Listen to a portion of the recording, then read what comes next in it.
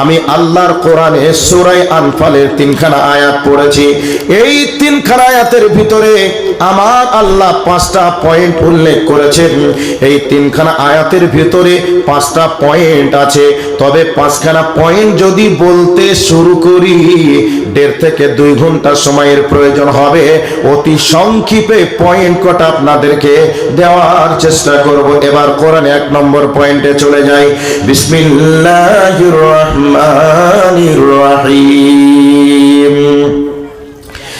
ইন্নামাল মুমিনুনা আল্লাযীনা ইযা যুকিরাল্লাহু ওয়াজিলাত কুলুবুহুম।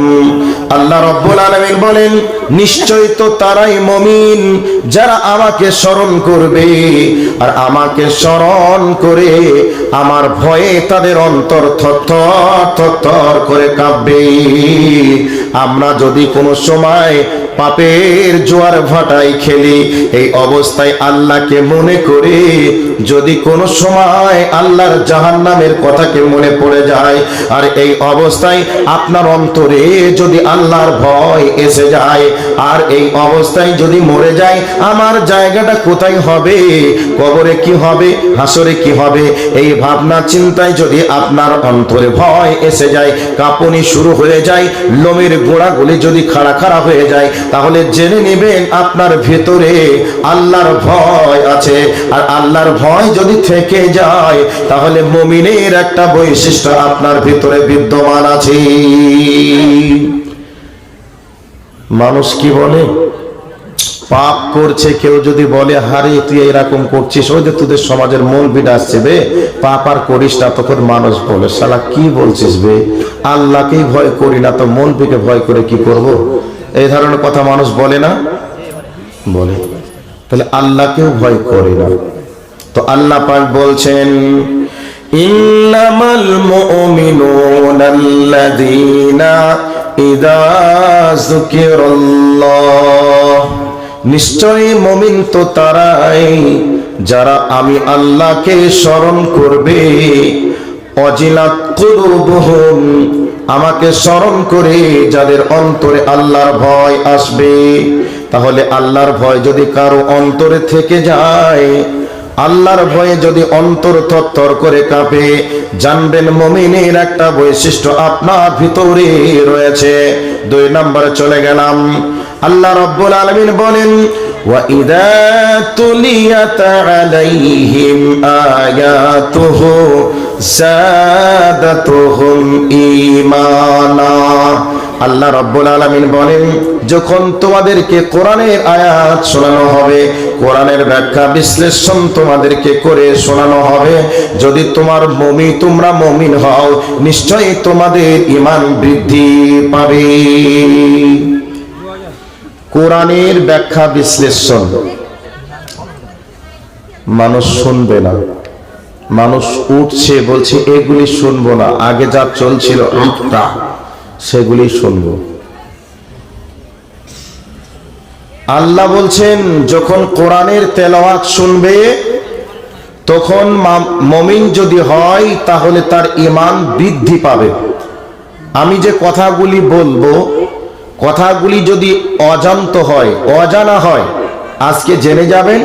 আর আমল করার জন্য যদি আপনার মন আমলের দিকে অগ্রসর হয়, তাহলে জানবেন আপনার ঈমান বেড়েছে। আর যদি কথাগুলিকে শোনার পর আমলের দিকে অগ্রসর না হয়, তাহলে জানবেন ঈমান বাড়েনি, মানে আপনার ঈমানদারের 2 নম্বর বৈশিষ্ট্যটা আপনার ভিতরে নেই।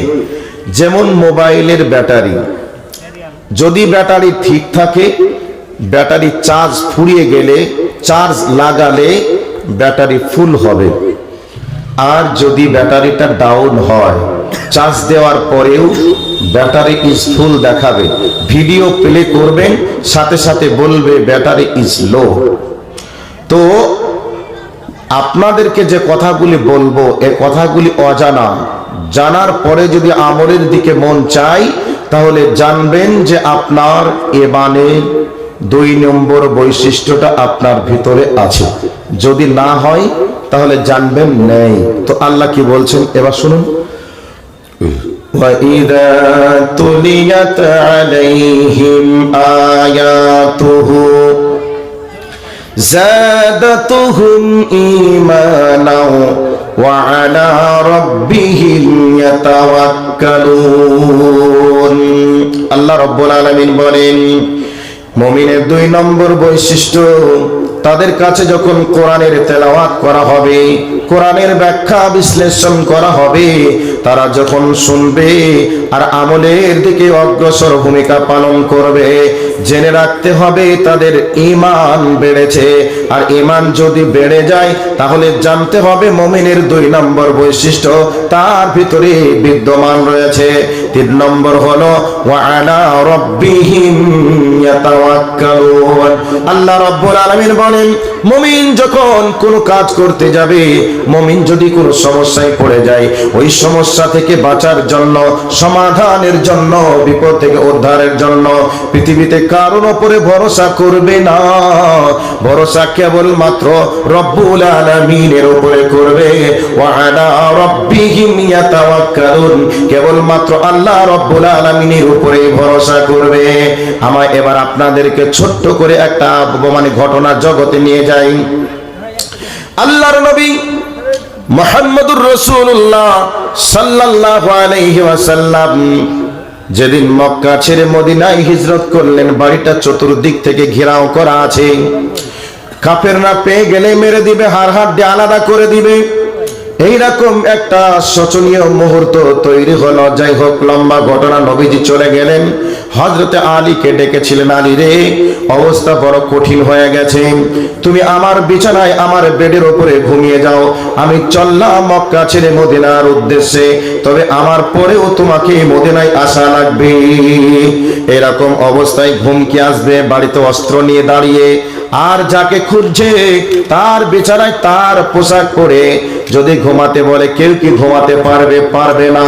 এবার হযরতে আলীকে নবীজি যখন আদেশ করলেন, হযরতে আলী রাদিয়াল্লাহু তাআলা আনহু নবীজির চাদর গায়ে দিয়ে নবীজির বেডের উপরে ঘুমিয়ে গেলেন।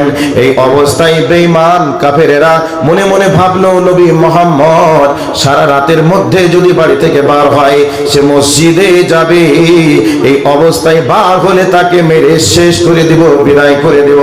এইরকম প্ল্যান নিয়ে তারা দাঁড়িয়ে আছে।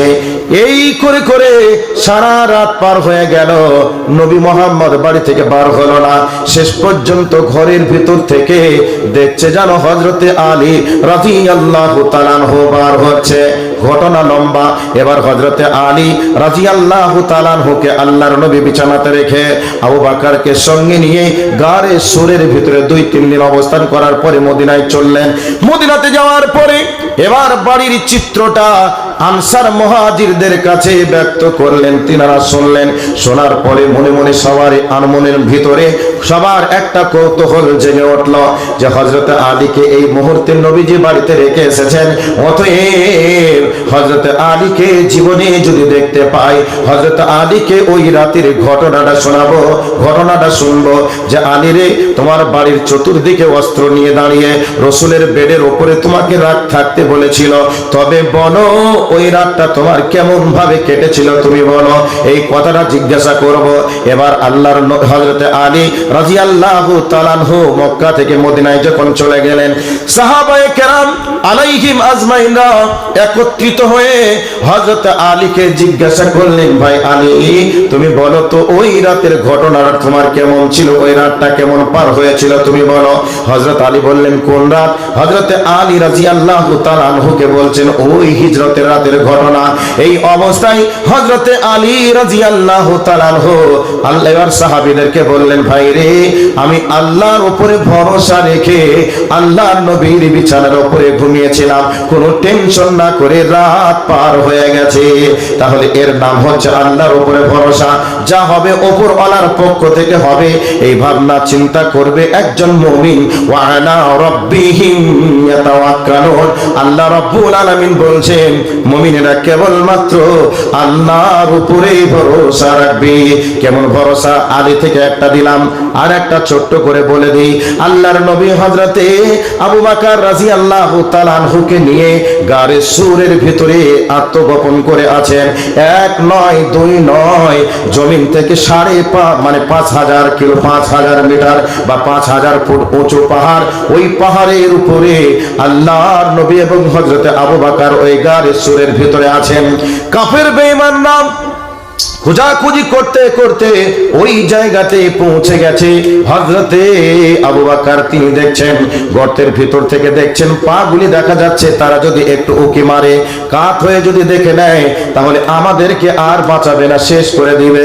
এই অবস্থায় হযরতে আবু বকর আল্লাহর নবীকে বলছেন, ইয়া রাসূলুল্লাহ, সর্বনাশ হয়ে গেছে, বিপদ আমাদের জন্য অনিবার্য। ওরা যদি দেখে নেয় এখানে আমাদের জন্য কেউ নেই বাঁচানোর মতো, এখানে আমাদেরকে রক্ষা করবে, আমাদেরকে আশ্রয় দিবে, এরকম কেউ নেই, অতএব আমাদের অবস্থা খারাপ হয়ে যাবে। বিশ্ব নবী হযরত আবু বকরকে বললেন, ইযহুমা ফিল গারি ইয ইয়াকুলু লিসাহিবিহি লা তাহজান ইন্নাল্লাহা মা'ানা। হযরত আবু বকরকে আল্লাহর নবী বললেন, আবু বকর, এই গর্তের ভিতরে আমি আর তুমি নও, এই গর্তের ভিতরে আর একজন আছেন, তিনি হলেন আল্লাহ। অতএব পৃথিবীর সব শক্তি মিলে যদি চেষ্টা চালায় আর আল্লাহ যদি পক্ষে হয়ে যায়, গোটা পৃথিবীর সব অস্ত্র ফেল হয়ে যাবে, সমস্ত যন্ত্রপাতি ফেল হয়ে যাবে, সবার শক্তি শেষ হয়ে যাবে, কিন্তু আমার আল্লাহর শক্তি একাই টিকে থাকবে।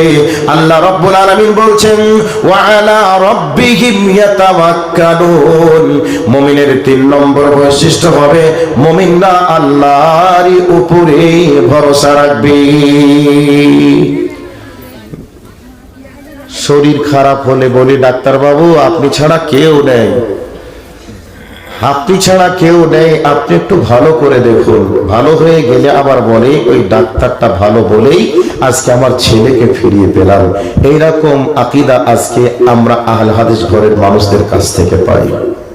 আবার বলবে আমরা আহলে হাদিস, শুধু বুকে হাত বাঁধলে আর আফুল ইয়াদাইন করলে মনে হয় যেন আহলে হাদিস হওয়া যায়, এছাড়া পার্থক্য আমরা কিছু খুঁজে পাই না। সম্মানিত উপস্থিতি, আল্লাহ সুবহানাহু ওয়া তাআলা তিনি বলছেন, ওয়া আলা রাব্বিহিম ইয়াতাওয়াক্কালুন। যেই হালে যে অবস্থাতেই তোমরা থাকো না কেন, তোমরা ভরসা কেবলমাত্র আমারই উপরে রাখবে। তো মুমিনের 3 নম্বর বৈশিষ্ট্য হবে ভরসা আল্লাহর উপরে রাখা। আজকে 2024 সাল, 2021 সাল থেকে 2019 সাল থেকে আমরা শুনছি পশ্চিম বাংলার মাটিতে, ভারতবর্ষের মাটিতে বিজেপি সরকার এই করবে, ওই করবে, সেই করবে, নানান কিছু করার তারা পায়, তারা করলো, নানান কিছু করলো। এরপরে আবার ওয়াকফ বিল নিয়ে তারা আজকে নানান কিছু চক্রান্ত তারা চালাচ্ছে। এই অবস্থায় মাঝে মধ্যে আমরা বলতাম পশ্চিম বাংলায় তেমন কিছু হবে না, কারণ দিদি আছে। এই কথা আমরা বলতে অনেকের মুখে শুনেছি যে আমাদের অভিভাবক আল্লাহ আছে, আল্লাহ থাকতে আমাদের কিছু হবে না, এমনটা কথা আমাদের মুখ থেকে বাহির হয় না। কাজেই আমাদের উচিত হবে আল্লাহর উপরে ভরসা রাখা। 3 নম্বর দিলাম, 4 নম্বরে চলে যাচ্ছি। আল্লাযীনা ইউকিমুনাস সালাতা। আল্লাহ রাব্বুল আলামিন বলেন, মুমিনদের 4 নম্বর বৈশিষ্ট্য হবে মুমিনেরা সালাত আদায় করবে। বন্ধুরে, সালাত আদায় আমরা করলে কি হবে? সালাতের আরকান রাসূলের মতো নয়। যদি রাসূলের মতো না হয় তাহলে সালাত আদায় করার পরে আল্লাহর জাহান্নামে যাওয়া লাগবে। এই জন্য বিশ্বনবী আমার বলছেন, সাল্লু কামা রাআইতুমুনি ইউসাল্লি। হে আমার উম্মতের দলেরা, তোমরা সালাত ওইভাবে আদায় করো যেভাবে তোমরা আমাকে সালাত আদায় করতে দেখেছো। বয়স 50 হয়ে গেল, 60 হয়ে গেল, এখনো পর্যন্ত নামাজ তো পড়ে না। আবার কেউ যদি পড়ে, নামাজটা রাসূলের পদ্ধতি অনুযায়ী হয় না। রুকু ঠিক নেই, মানে সাজদা ঠিক নেই, কিরাআত ঠিক নেই, তাসবিহ ঠিক নেই, কিয়াম কিভাবে করতে হবে তার আরকানও ঠিক নেই। কাজেই নামাজ পড়লেই যে হবে এটা নয়, নামাজের আরকানগুলিকেও আপনার আবশ্যিক জানা লাগবে।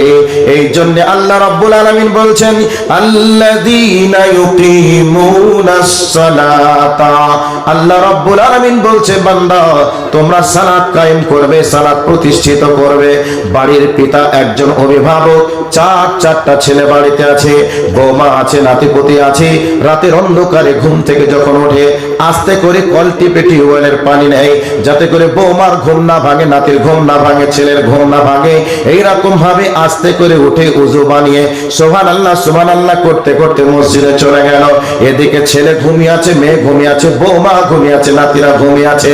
এর নাম সালাত কায়েম নয়, বরং বাড়ির সকলকে নিয়ে সালাত আদায় করার নাম হলো সালাত কায়েম করা।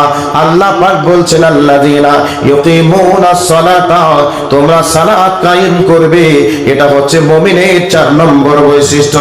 সালাতের কথা যেহেতু এসে গেছি, সালাত বিষয়ে একটু কথা যোগ না করলেই নয়, তাহলে সালাতকে রাসূলের পদ্ধতি অনুযায়ী পড়া লাগবে। এবার সালাত পড়তে হবে।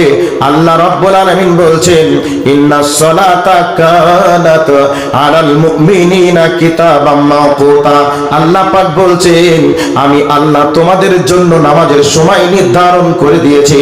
যেই টাইমে যেই নামাজ যেভাবে পড়তে বলেছি ওইভাবে সেই টাইমে তোমাদেরকে সালাত আদায় করতে হবে। জোহরের নামাজ 12:30টায় ইচ্ছা করে কাজ কাম সেরে 1:30টায় পড়ছি, এর নাম কি নামাজ? তাহলে আল্লাহ যে সময়টা নির্ধারণ করেছে, আল্লাহর দেওয়া সময়ের কি আপনি মূল্যায়ন করলেন? করলেন না। তো আপনি নামাজ পড়ছেন আপনার ইচ্ছা অনুযায়ী। কাজে কামে আমরা মানুষ, হতে পারে 1টা-1:30টা মাঝে মধ্যে, কিন্তু ইচ্ছা করে অলসতা করে আপনি যদি সালাতটা আদায় করেন 1:30টায়, বাড়িতে বসে আছেন, জানছেন যে আজান হবে, এই আজানের সময়তেও আপনি বসে আছেন, আজান হবে আপনি জানছেন 12টায়, এই অবস্থাতে আপনি ক্ষেতের কাজ করছেন, ব্যবসার কাজ করছেন, এইভাবে আপনি ব্যস্ততার মধ্য দিয়ে আছেন, অথচ আজান হয়ে গেল, আল্লাহর ডাক পড়লো, ডাকে কর্ণপাত না করে কাজ কমপ্লিট করলেন, এরপরে আপনি সালাতে গেলেন, এর নাম সালাত নয়। এই সালাত আদায় করার পরেও ধরা খেতে হবে, এটাকে মাথায় রাখা লাগবে। এবার নামাজ পড়লেই যে হয়ে যাবে এটা নয়, নামাজের জন্য আল্লাহ রাব্বুল আলামিন বলছেন আল্লাযীনা হুম ফি সালাতিহিম খাশিউন। আল্লাহ রাব্বুল আলামিন বলেন সালাত তোমাদেরকে ভীত সন্ত্রস্ত মনোভাবে তোমাদেরকে সালাত আদায় করা লাগবে, ভীত সন্ত্রস্ত থাকা লাগবে, সময় নির্ধারণ হওয়া লাগবে। এখন নামাজটার মধ্যে রাসূলের পদ্ধতি হওয়া লাগবে, আর ওই নামাজের মধ্যে ভীত সন্ত্রস্তর মাধ্যমে আপনাকে ধীর স্থিরতার সহিত দোয়াগুলি পড়া লাগবে। কিন্তু আমরা দোয়াগুলি কেমন করে পড়ি? আল্লাহু আকবার বলে দাঁড়াই। এবার দাঁড়ানোর সময় আমরা কি করি? আগে ঘড়িটা দেখি, মসজিদে গিয়ে ঘড়িটা দূর থেকে তাকিয়ে দেখি রানিং অবস্থায় আছে। এই অবস্থায় রানিং অবস্থায় থাকতে আল্লাহু আকবার বলে দাঁড়িয়ে গেল। আল্লাহু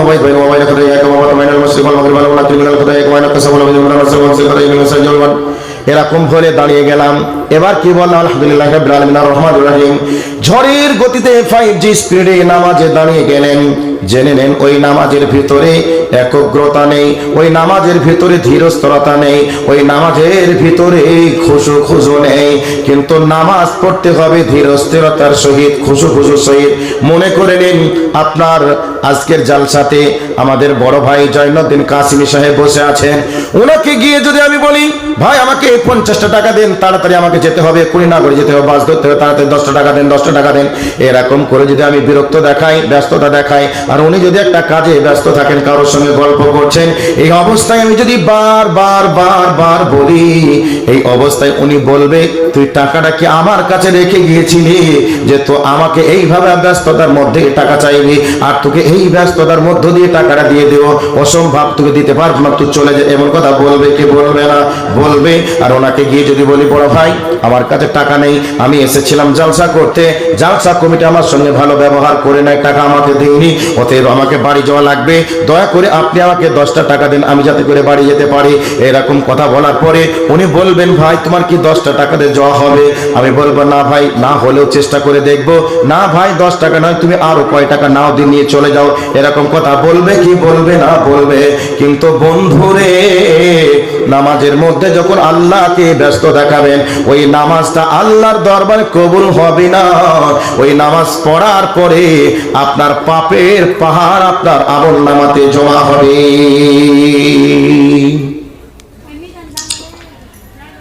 নামাজ পড়ে নামাজ যদি রুকু আর কান যদি ঠিক না হয়, তেলাওয়াত সাজদা যদি ঠিক না হয়, তাহলে এই নামাজ আপনাকে অভিশাপ করবে। এই নামাজ অভিশাপ করবে আর আপনাকে বলবে, আল্লাহর কাছে আপনার জন্য বলবে, আল্লাহ ও যেভাবে আমাকে বরবাদ করেছে, ধ্বংস করেছে, আল্লাহ তুমি ওকেও বরবাদ করো, ধ্বংস করো। নামাজটা যদি রসুলের পদ্ধতিতে হয়, নামাজ যখন কমপ্লিট হবে, জোনাকি পোকার মতো একটা পোকা আকাশের দিকে আলো দিতে দিতে উঠে যাবে। এই নামাজ অন্ধকারে আলো দিবে। হাসরের মাঠে এই নামাজ আপনার জন্য দলিল হবে, জান্নাতে যাওয়ার সার্টিফিকেট হবে। আর এই নামাজ আপনার জন্য দোয়া করবে, হাফাজাকাল্লাহু কামা হাফাজাতনি। আল্লাহকে বলবে, হে আমার রব, তুমি ওকে হেফাজত করো, সহি সালামতে রাখো। ও যেভাবে আমাকে হেফাজত করেছে, সহি সালামতে আদায় করেছে। তাহলে নামাজের দোয়াগুলি কিভাবে পড়তে হবে একটু বলি। আচ্ছা, আপনারা বিরক্ত হচ্ছেন নাকি? আপনারা তো এই কথাগুলো শোনার লোক নন, আপনারা তো অন্য জগতের লোক, অন্য কিছু শোনার মানুষ। তো কিভাবে পড়তে হবে? আল্লাহু আকবার, ভক্তি ভরে দাঁড়িয়ে যাবেন আল্লাহু আকবার বলে। এবার শুরু করে দিবেন, আল্লাহুম্মা বাঈদ বাইনি ওয়া বাইনা খাতায়ায়া কামা বাআদতা বাইনাল মাশরিকি ওয়াল মাগরিবি। দোয়াগুলি এবার এইভাবে মনোযোগ সহকারে, গভীর আগ্রহে, ভীতু সন্ত্রস্ত মনোভাবে পড়তে শুরু করবেন। এর মানে হবে, আল্লাহকে আপনি বলছেন, হে আমার রব, যেমন পূর্বকে আর পশ্চিমকে দূরত্বেই রেখেছ, আমাকে আর আমার পাপকে তুমি অতটা দূরে রাখো। রব্বুল আলামিন, যেই রকম ভাবে জামা কাপড় ময়লা হয়ে গেলে সার্ফ দিয়ে, সাবান দিয়ে ধুয়ে কেচে পরিষ্কার করা হয়, সেই রকম ভাবে আমার জীবনের আমল, আমার জীবনের গুনাহগুলিকে তুমি ধুয়ে মুছে পরিষ্কার করে দাও বলছেন দোয়া। আরো আছে, সংক্ষেপে বললাম। এরপরে আপনি এবার বিসমিল্লাহির রহমানির রহিম বললেন, আলহামদুলিল্লাহি রাব্বিল আলামিন। সূরাতুল ফাতিহা এমন একটি সূরা, আপনি একবার পড়বেন, তার জবাব আল্লাহ আবার দিবেন, আর একটা আয়াত পড়বেন।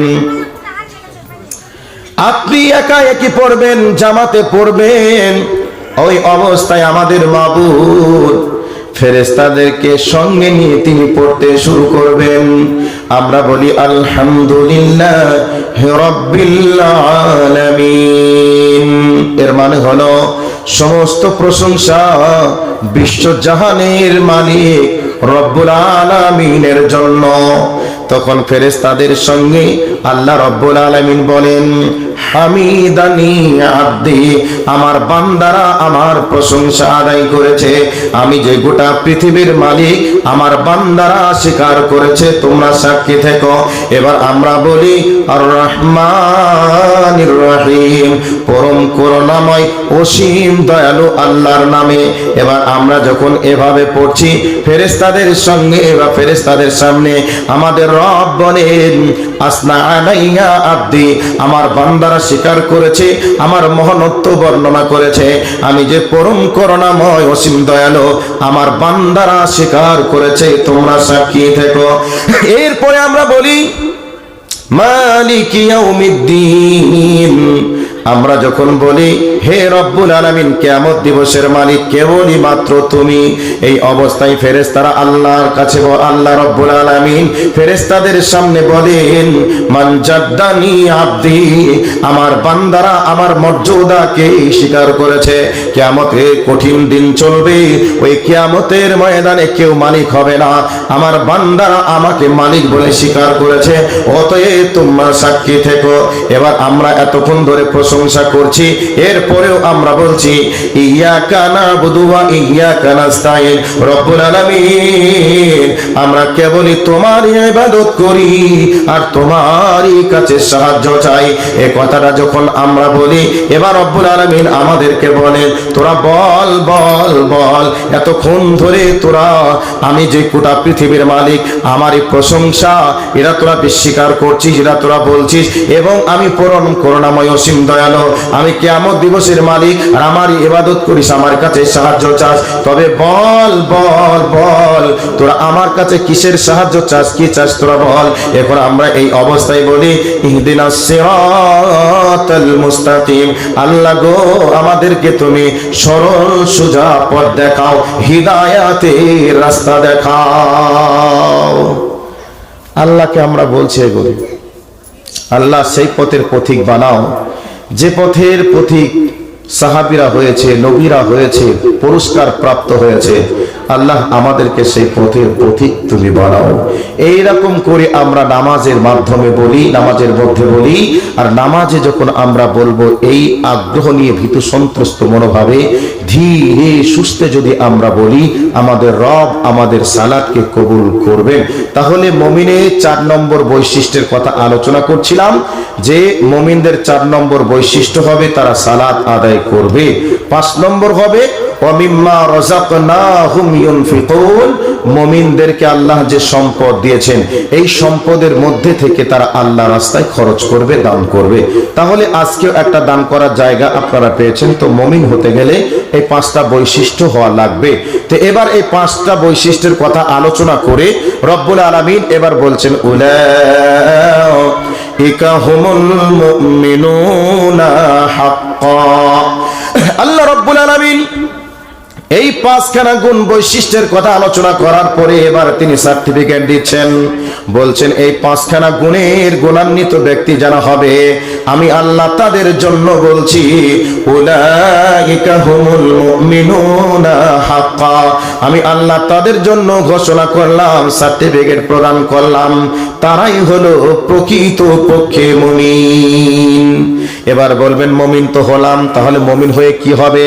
আল্লাহ পাক বলছেন তোরা যদি মুমিন হয়ে যাস আমি আল্লাহর কাছে তোদের জন্য 2টি প্রতিদান রয়েছে। আল্লাহ পাক বলছেন 2টি প্রতিদান কি তোরা শুনে নে। উলাইকা হুমুল মুমিনুনা হাক্কা লাহুম দারাজাতুন ইনদা রাব্বিহিম ওয়া মাগফিরাতুন ওয়া রিজকুন কারীম। প্রকৃতপক্ষে মুমিন হওয়ার পরে তোদের জন্য আমি আল্লাহ 2টি প্রতিদান রেখেছি। একটা প্রতিদান হলো তোদের জিন্দেগিতে যত পাপ থাকবে আমি আল্লাহ তোদের জিন্দেগির পাপগুলিকে মাফ করে দিব।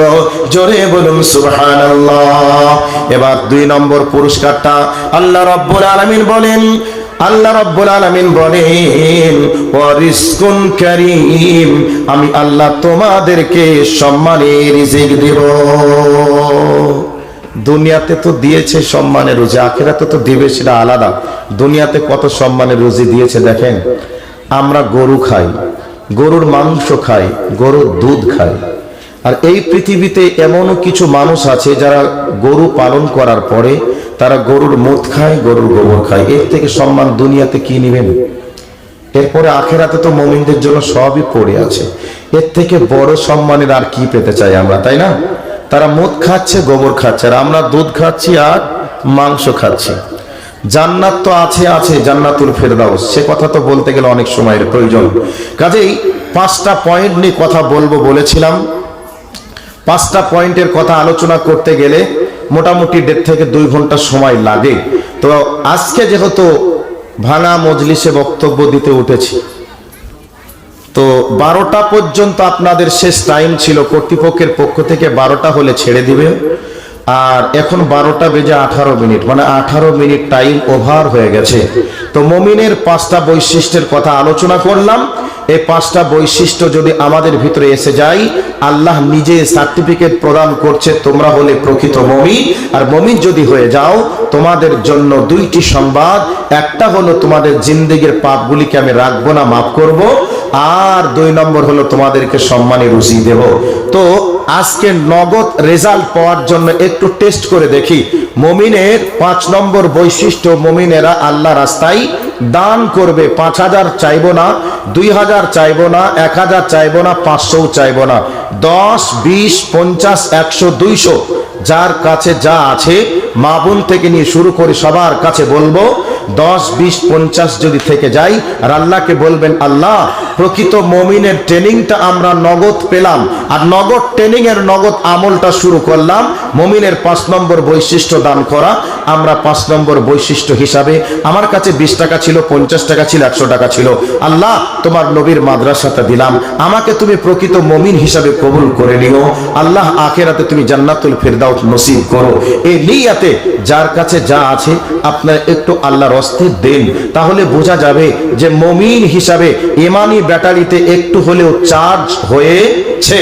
আর যদি বলে না দেব না, থাকার পরে যদি না দেন, তাহলে জানতে হবে চার্জ নেই, ডাউন ব্যাটারি।